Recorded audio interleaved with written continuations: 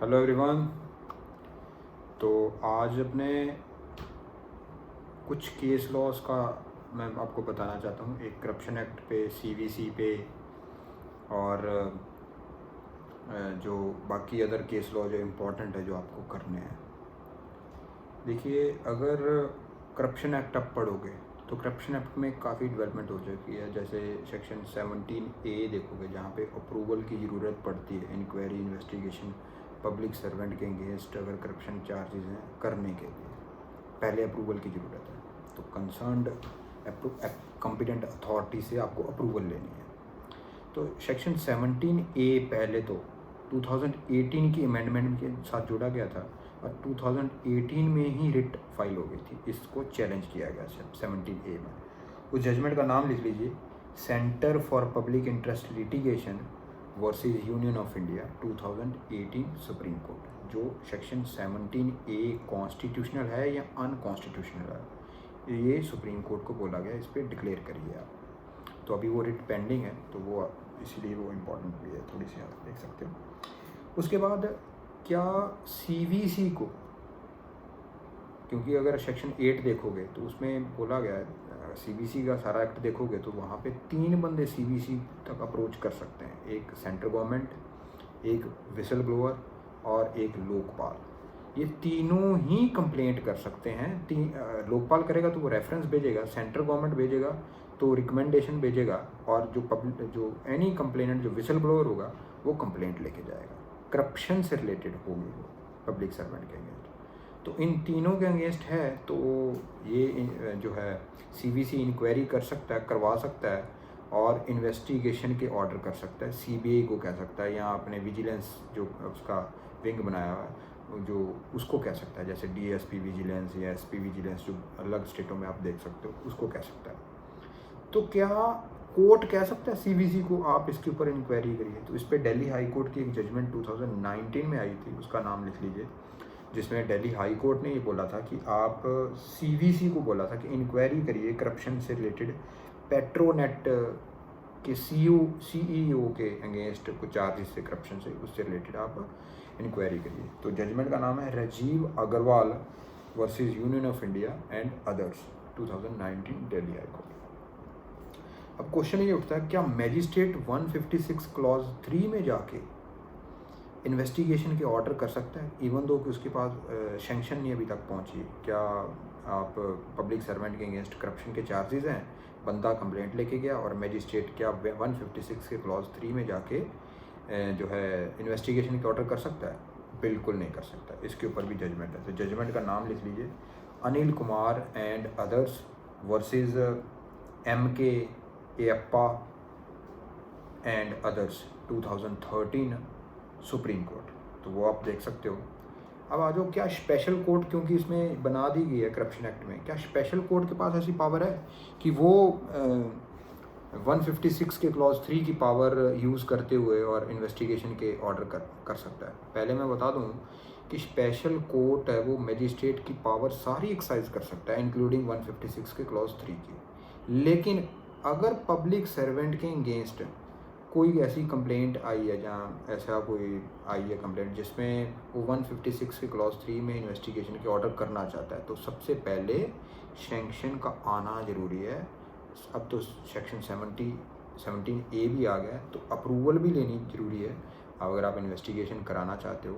तो उस पर पहले भी जजमेंट थी, Subramanian Swamy versus Manmohan Singh 2012 Supreme Court, जो ये कहती थी कि स्पेशल जज है जो विदाउट सैंक्शन आने से आप कंप्लेंट अगर आपके पास आती हुई है तो आप इन्वेस्टिगेशन के ऑर्डर नहीं कर सकते थे। तो पहले करप्शन एक्ट नहीं था जैसे, तो इससे पहले कौन सा सेक्शन डील करता था सैंक्शन के साथ? उसके लिए 197 डील करता था CRPC का। वो उसमें पब्लिक सर्वेंट के अगेंस्ट आपको सैंक्शन लेनी पड़ती थी अगर किसी के अगेंस्ट करप्शन के चार्जेस हैं। और सेक्शन 17A में एक केस लॉ और आया है, Yashwant Sinha and others versus CBI and others 2020 supreme Court. जो आपने देखा होगा राफेल डील जो हुई थी, उसमें कुछ डिफेंस मिनिस्ट्री में कुछ कागज़ चोरी हो गए थे। चोरी होने से वो लीक हो गए, लीक होने से वो द हिंदू न्यूज़पेपर ने छाप दिए कि उसमें जो ये जो डील हुई थी, ये डील में करप्शन से रिलेटेड जो है वो मुद्दा उठाया गया कि कुछ करप्ट बाबुओं ने इसमें करप्शन भी है। जो ये जो एजेंट है, एजेंट ने करप्शन से ये डील फिक्स कराई है, जो बाकी जो अदरवाइज़ जो डील होनी थी उससे कई गुना ज़्यादा पैसा गवर्नमेंट को देना पड़ा है। तो इसके रिगार्डिंग सुप्रीम कोर्ट में ये जो केस पहुंचा, तो सुप्रीम कोर्ट ने पहले तो ये कहा कि वो जो लीक्ड डॉक्यूमेंट थे, क्या उसको आधार बनाते हुए क्या हम जो है सीबीआई क्या इन्वेस्टिगेशन कर सकती है या नहीं। तो सीबीआई ने कहा कि हमारे पास ऐसा कोई इन्वेस्टिगेशन नहीं कर सकती क्योंकि वो लीक्ड डॉक्यूमेंट है।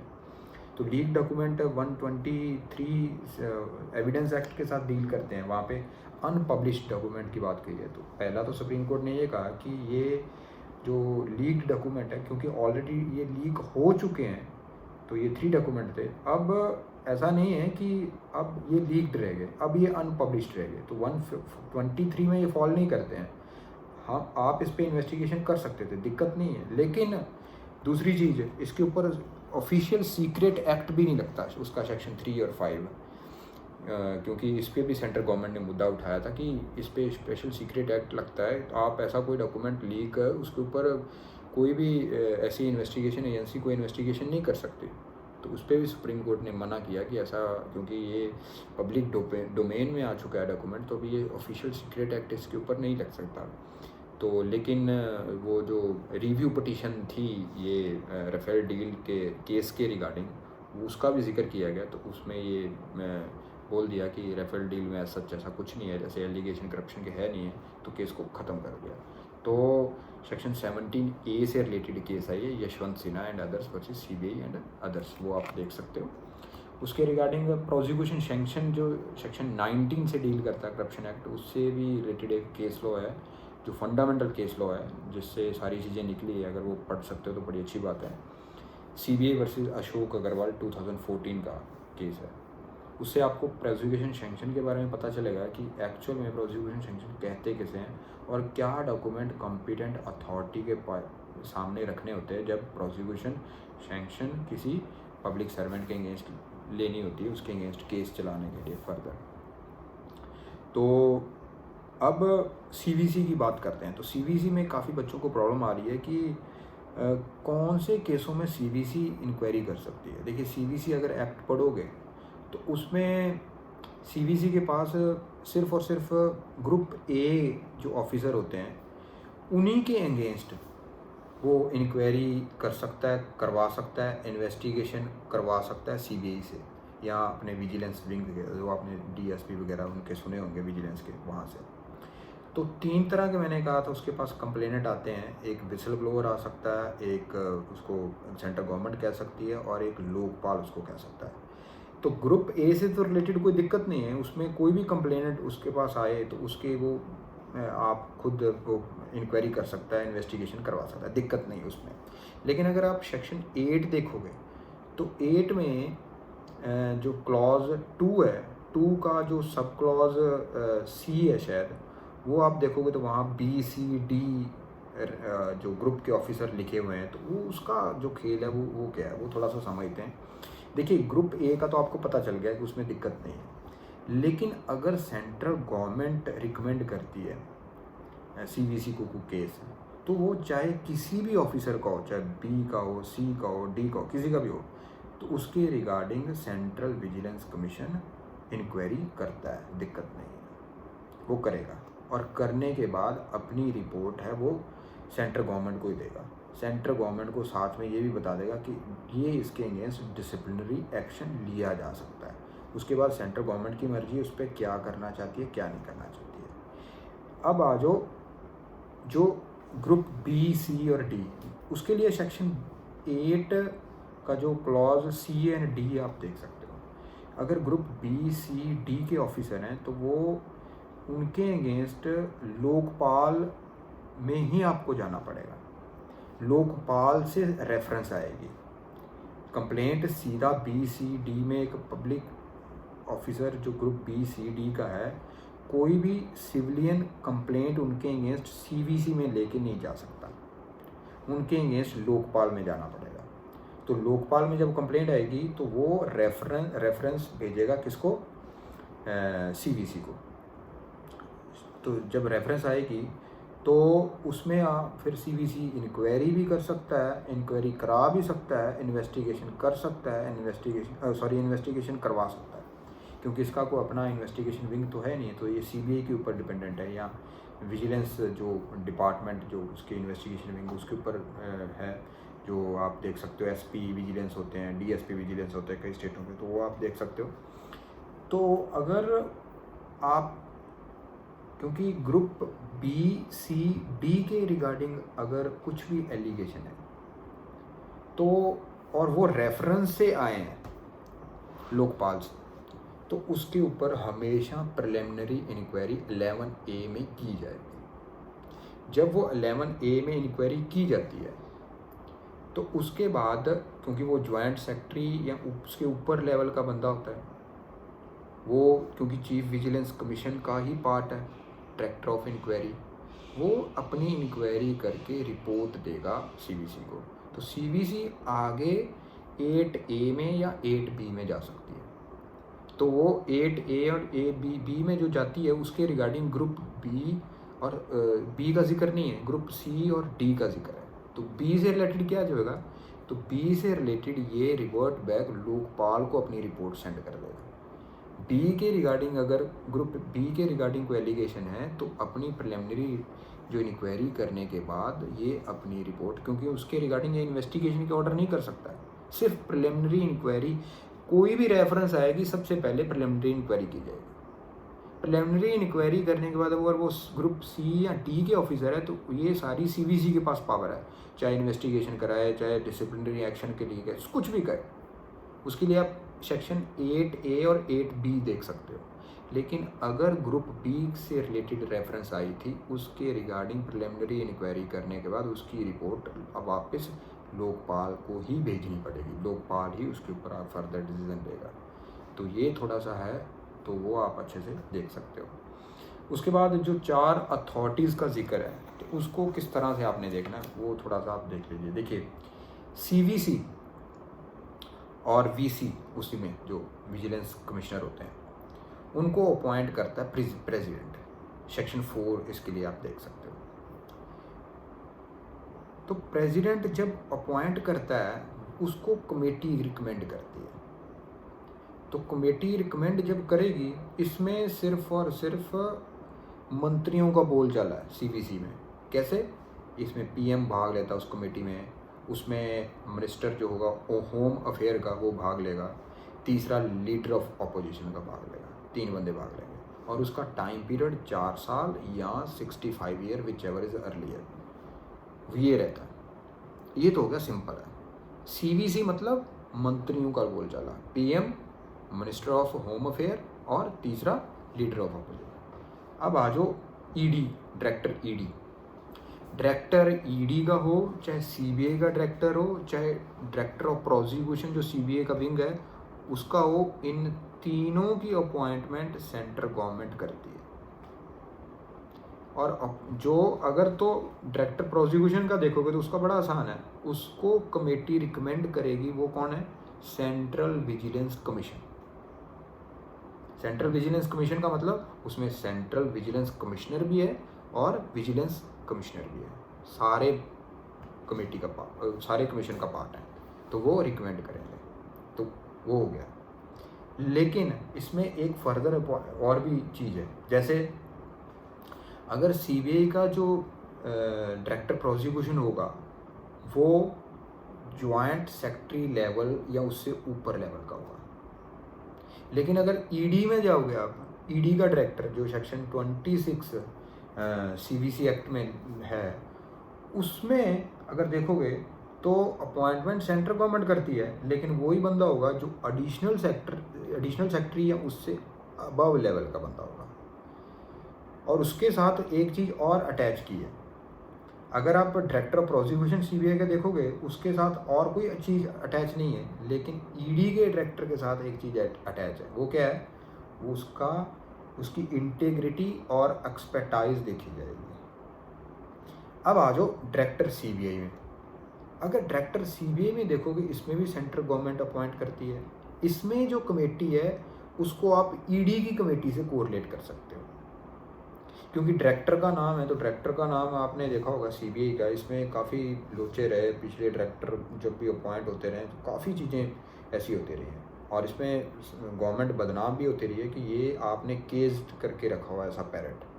तो इसमें सुप्रीम कोर्ट के जज का भी जिक्र होगा कमेटी में। इसीलिए अगर देखोगे पीएम, लीडर ऑफ अपोजिशन और चीफ जस्टिस ऑफ इंडिया इस कमेटी का भाग लेते हैं जो रिकमेंड करती है, और जज ऑफ सुप्रीम कोर्ट हो सकता है अगर सीजीआई नहीं है जिसको नॉमिनेट कर दिया सीजीआई ने। अगर सीजीआई खुद नहीं जा रहा उस कमेटी में तो वो किसी और जज को नॉमिनेट कर देगा, सुप्रीम कोर्ट के किसी भी जज को।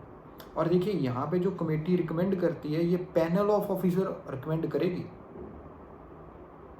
ये एक बंदे को रिकमेंड नहीं करेगी। लेकिन अगर आप दूसरे अथॉरिटीज़ का जिक्र करोगे तो वहाँ पे एक बंदा उसको आउटराइटली उसको बता देंगे ये बंदे को चूज़ कर लिया आपने, कमेटी रिकमेंड कर दिया। लेकिन यहाँ पे पैनल ऑफ ऑफिसर को अपॉइंट करेगी कमेटी और रिकमेंड करेगी, और अपॉइंट कौन करेगी? Central government. अब मान लो पैनल ऑफ ऑफिसर 3 रिकमेंड किए हैं तो तीनों ऊपर जाएंगे, सेंट्रल गवर्नमेंट उनमें से तीनों में से एक भर्ती कर लेगी, कोई दिक्कत नहीं है। और तीनों का टाइम पीरियड 2 साल लिखा हुआ है, नॉट लेस देन 2 ईयर। किसका किसका? डायरेक्टर प्रोसिक्यूशन जो सीबीआई का है, डायरेक्टर सीबीआई का जो है, और इधर ईडी का डायरेक्टर, तीनों। लेकिन सीबीआई का जो प्रोसिक्यूशन का डायरेक्टर है वो ज्वाइंट सेक्रेटरी है, उससे ऊपर लेवल का होगा। ईडी का जो डायरेक्टर होगा वो एडिशनल सेक्रेटरी है, उससे ऊपर लेवल का होगा। लेकिन डायरेक्टर जो इधर होगा सीबीआई का, इसकी सिर्फ एक ही क्वालिफिकेशन है, ये आईपीएस होगा, आईपीएस लेवल का बंदा होगा। और इसके साथ 3 क्वालिफिकेशन और जोड़ दी, इसकी सीनियोरिटी देखी जाएगी, इसकी इंटीग्रिटी देखी जाएगी, इसका एक्सपीरियंस देखा जाएगा। लेकिन अगर ईडी का डायरेक्टर देखोगे तो वहाँ पे उसका इंटीग्रिटी और एक्सपीरियंस देखा जाएगा, सीनियोरिटी देखने की ज़रूरत नहीं है, लेकिन सीबीआई के डायरेक्टर की सीनियोरिटी भी देखनी पड़ेगी। तो ये थोड़ा सा फ़र्क है। अब डायरेक्टर ईडी को देख लेते हैं, उसमें कमेटी कौन सी रिकमेंड कर रही है। उसमें 5 बंदे हैं, सीवीसी, वीसी और 3 सेक्रेटरी हैं।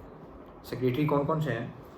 मिनिस्ट्री ऑफ होम अफेयर का सेक्रेटरी, अगर देखोगे मिनिस्ट्री ऑफ होम अफेयर का मिनिस्टर वो सीवीसी की कमेटी में है, रिकमेंडिंग कमेटी में, जो सीवीसी को रिकमेंड कर रहा है।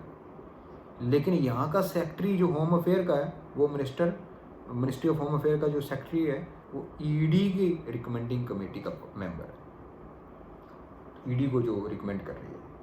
और दूसरा सेक्रेटरी मिनिस्ट्री ऑफ पर्सनल, तो मिनिस्ट्री ऑफ पर्सनल जो सीबीआई उसके अंडर काम कर रही है, मिनिस्ट्री ऑफ पर्सनल के आज देखा जाए तो उसका सेक्रेटरी। तो सेक्रेटरी एक डिपार्टमेंट ऑफ रेवेन्यू का कर रहा है, रेवेन्यू मिनिस्ट्री ऑफ फिनांस का पार्ट है, तो डिपार्टमेंट ऑफ रेवेन्यू का जो सेक्रेटरी होगा वो देगा। तो इस तरह से आप कोरिलेट करके अगर चीज़ें पढ़ोगे तो आसान रहेगी। उसके बाद आ जाओ सीबीआई के नीचे वाले जो ऑफिसर होते हैं, जैसे सुपरिटेंडेंट ऑफ पुलिस या उससे ऊपर और डायरेक्टर से नीचे।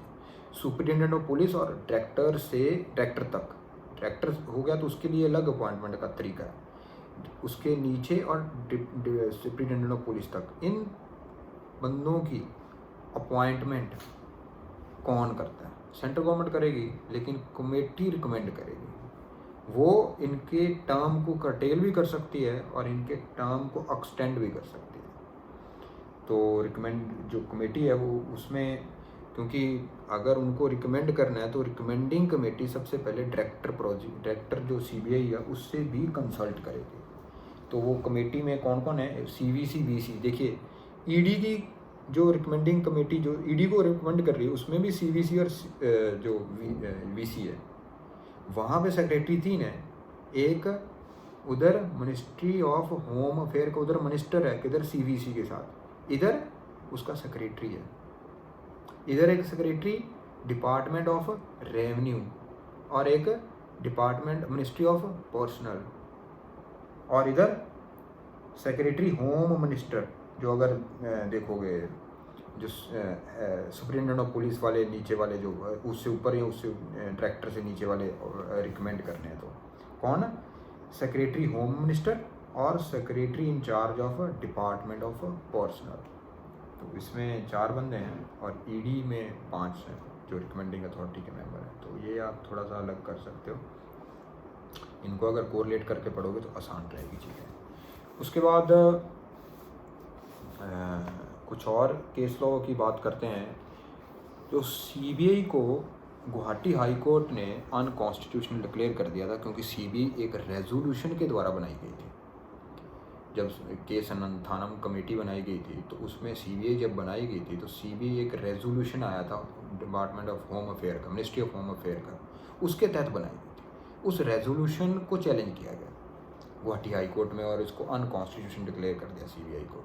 उस केस का नाम है Navinder Kumar versus union of India and another's, 2013 Supreme court. कहते हैं कि उसी रात जो अटॉर्नी जनरल है वो सीजेआई के घर गए रात में, क्योंकि तब अगर देखोगे कोल घोटाला हुआ था, उसके रिगार्डिंग सीबीआई इन्वेस्टिगेशन कर रही थी और कई ऐसे घोटाले हुए थे और उनके ऊपर सज्जन कुमार का जो केस है जो 1984 में जो दंगे हुए थे सिखों के ऊपर, उनके रिगार्डिंग भी इन्वेस्टिगेशन सीबीआई कर रही थी। तो वो सारे दिल्ली हाई कोर्ट में अप्रोच उन्होंने कर दिया कि क्योंकि इन्वेस्टिगेशन विंग को ही आपने अगर अनकॉन्स्टिट्यूशनल डिक्लेयर कर दिया तो हमारी इन्वेस्टिगेशन हमारे केसों की भी रोक देनी चाहिए। तो इस पर बड़ा दिक्कत होने वाली थी क्योंकि मैटर भी पेंडिंग था। In the mean time CJI रात को जो अटॉर्नी जनरल अपने रात में सीजेआई के घर गए और इसके ऊपर स्टे लेके आए और आज भी वो स्टे चल रहा है। तो अब इन ग्राउंड्स को अपने देख लेते हैं कि किन ग्राउंड्स के ऊपर इनको अनकॉन्स्टिट्यूशनल डिक्लेयर किया गया।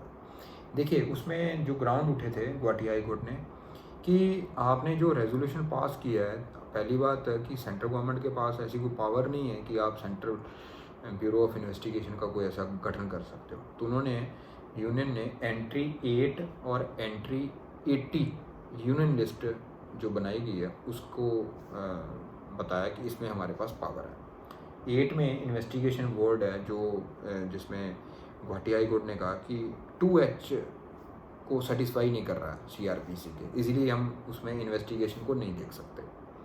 दूसरा जो 80 यूनियन लिस्ट में 80 एंट्री नंबर है वो यूनियन को परमिट कर रही है जो पुलिस को स्टेटों के तरफ अपनी इन्वेस्टिगेशन कराने के लिए, लेकिन ऐसा भी नहीं है। आप ये बताओ कि बनाओगे कहाँ।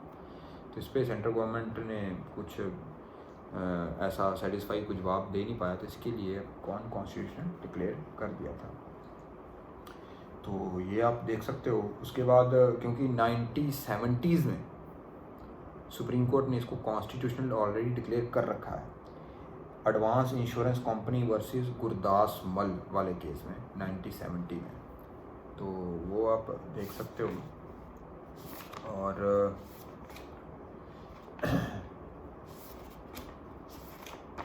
तो अभी एक लेटेस्ट केस लॉ आया है जिसमें common cause society versus union of India 2021 supreme Court का, जिसमें एक PIL प्रशांत भूषण ने लगाई थी कि ये जो सेंट्रल गवर्नमेंट ने इंटरिम डायरेक्टर सीबीआई का अपॉइंट कर दिया है Praveen Sinha, interim director CBI का हो ही नहीं सकता क्योंकि आपने रिकमेंड नहीं लिया है वो अथॉरिटी से, आप सीधा इंटरिम आपने जो है वो सीबीआई डायरेक्टर अपॉइंट कर दिया, ये गलत है। तो इसको चैलेंज किया गया सुप्रीम कोर्ट ने और सुप्रीम कोर्ट क्योंकि अभी ये PIL पेंडिंग है तो सुप्रीम कोर्ट ने इसके ऊपर क्योंकि दो केसों का हवाला दिया इसके ऊपर, प्रशांत भूषण जी ने 2 केस का जिक्र किया इस केस में। एक तो Anjali Bhardwaj versus union of India 2019 supreme court. इसमें ये बोला गया था कि अगर कोई अथॉरिटी या कमीशन बनाया गया है और उसके जो मेंबर हैं वो रिटायर होने वाले हैं, उसके 1 या 2 महीने पहले से आपने प्रोसेस शुरू कर देनी है उनको नए मेंबर्स को अपॉइंट करने के, जो इसमें नहीं किए गए। दूसरा केस था Prakash Singh versus union of India 2019 supreme Court का। इसमें DGP जो था इंटरिम बेसिस पे नहीं लगा सकते। तो इंटरिम बेसिस का DGP मतलब डायरेक्टर जनरल ऑफ पुलिस, जो पुलिस का हेड होगा स्टेट का, वो इंटरिम बेसिस पे नहीं लगा होगा, टेम्परेरी नहीं होगा, परमानेंट होगा। तो उसी का हवाला करते हो क्योंकि ये भी एक इन्वेस्टिगेशन विंग, क्योंकि इंस्पेक्टर जनरल ऑफ पुलिस होता है इसकी, अगर देखोगे सेक्शन 4 में इसकी दी गई है जो क्वालिफ़िकेशन से रिलेटेड, तो उसको आप देख सकते हो कि ये इंस्पेक्टर जनरल ऑफ पुलिस होता है, तो ये भी डीजीपी लेवल का होता है, तो ये भी इंटरिम नहीं हो सकता उस केस का हवाला देते हुए। तो इन केसों को आप देख सकते हो। उसके बाद HD Kumaraswamy versus state of Karnataka and another वाला एक 2020 सुप्रीम कोर्ट का एक केस आया, जिसमें ये बोला गया कि रिटायर्ड जो पब्लिक सर्वेंट हो गए हैं उनके ऊपर भी आप जो है करप्शन के जो है ऑफेंसेस का लगा सकते हो, अगर वो करप्शन करते हैं उस टाइम पे जब वो जॉब पे थे। तो इसको एंडोर्स कर दिया। वैसे ये एक्ट का ही पार्ट था, एक्ट में ही ऐसा लिखा हुआ था, तो इसको लेकिन सुप्रीम कोर्ट ने एंडोर्स कर दिया, तो आप उसको इस तरह से देख सकते हो। उसके बाद क्या, क्योंकि अगर आप ललिता कुमारी वाली जजमेंट पढ़ोगे, ललिता कुमारी वर्सेस स्टेट ऑफ यूपी, उसमें ये बोला गया था कि करप्शन के रिगार्डिंग कभी कोई ऑफेंस होगा उससे पहले आपको प्रिलिमिनरी इंक्वायरी करनी है, फिर आप FIR दर्ज करोगे। तो उस पर भी एक केस आ चुका है, चरण Singh versus state of Maharashtra 2021 supreme court. इसमें ये बोला गया है कि इंक्वायरी जो FIR से पहले है वो परमिसिबल नहीं है, ओनली डिज़ायरेबल है। अगर ये सिर्फ और सिर्फ इन्वेस्टिगेशन विंग का पार्ट है कि उसने करनी है FIR के नहीं करनी है, अगर उसको लगता है तो वो कर सकते हैं। और 17A FIR को नहीं रोकता है, वो सिर्फ इन्वेस्टिगेशन, इंक्वायरी और उसको रोकता है। FIR आप कर सकते हो, और प्री FIR से पहले जो इंक्वायरी होती है वो 70A की इंक्वायरी नहीं है। तो ये आप थोड़ा सा फ़र्क है। तो वो पहले वाली इंक्वायरी आउटराइटली जो पुलिस ऑफिसर वो कर सकता है, और उसको लगता है तो वो FIR दर्ज कर सकता है। चरण Singh versus state of Maharashtra में ये बात कही है। उसके बाद एक केस और आया है, N Vijay Kumar versus state of Tamil Nadu 2021 supreme court. इसमें ये बोला है कि मियर recovery of currency notes from a public servant does not constitute section 7 of prevention of corruption act. तो आप देख सकते हो। उसके बाद सेक्शन 19 के ऊपर एक कमेटी बनाई गई थी, होटा कमेटी, जिसने रिकमेंड किया था सेक्शन 19 को कि ऐसे, और 197 CRPC में भी कुछ अमेंडमेंट सजेस्ट की थी कि ताकि जो ऑनेस्ट पब्लिक सर्वेंट है उनको उनके अगेंस्ट जो है ऐसी फॉल्स जो प्रोसीडिंग्स हैं उनको रोका जाए। और मंजूर Ali versus union of India एक केस है 2014 सुप्रीम कोर्ट का, जिसमें सेक्शन 19 को चैलेंज किया गया था कि ये प्रोसिक्यूशन सैंक्शन पब्लिक सर्वेंट के अगेंस्ट नहीं होनी चाहिए, इसको अनकॉन्स्टिट्यूशनल डिक्लेयर कर दीजिए। लेकिन सुप्रीम कोर्ट ने नहीं किया, और लेकिन टाइम बाउंड कर दिया कि ये टाइम बाउंड प्रोसिक्यूशन सैंक्शन आनी चाहिए, जिसमें अभी यार देखोगे तो 3 महीने का टाइम है जो वो डाल दिया है कि 3 मंथ के अंदर अंदर आपके जो है प्रोसिक्यूशन सैंक्शन लेनी है। तो वो आप देख सकते हो। उसके बाद एक केस और आया है, CBI versus Pramila Virendra Kumar Agarwal 2021 supreme court. इसमें ये बोला गया है कि जो प्रोसिक्यूशन सैंक्शन नहीं है ये अलग मुद्दा है, और प्रोसिक्यूशन सैंक्शन इर्रेगुलर है या बैड इन लॉ है ये अलग मुद्दा है। अगर तो प्रोसिक्यूशन सैंक्शन नहीं है तो वो आप किसी भी स्टेज पे आप मुद्दा उठा सकते हो, लेकिन अगर prosecution sanction bad in law है, इर्रेगुलर है, वो मुद्दा आप ट्रायल स्टेज पे ही उठाओगे, पहले नहीं उठा सकते, इंक्वायरी स्टेज पे नहीं उठा सकते, या इससे पहले नहीं उठा सकते। तो वो आप देख सकते हो इसके रिगार्डिंग ये केस। और ये केस तो आपके हो चुके हैं, और आपकी अगर कोई भी क्वेरी है या कोई क्वेश्चन है तो आप मुझसे पूछ सकते हो मेरे इंस्टाग्राम पेज जुडिशरी 009 पे, और उस पर मैं लगातार लीगल अपडेट्स देता रहता हूँ। जहाँ कोई लेटेस्ट केस लॉ होते हैं वो मैं शेयर करता रहता हूँ, तो आप उसमें भी मेरे साथ जुड़ सकते हो। और यहाँ पे भी यूट्यूब चैनल है मेरा जुडिशरी 009, यहाँ पे भी आप अपनी क्वेरी शेयर कर सकते हो। थैंक यू सो मच, और ऑल दी बेस्ट सबको जो एग्ज़ाम देने जा रहे हैं। Thank you so much.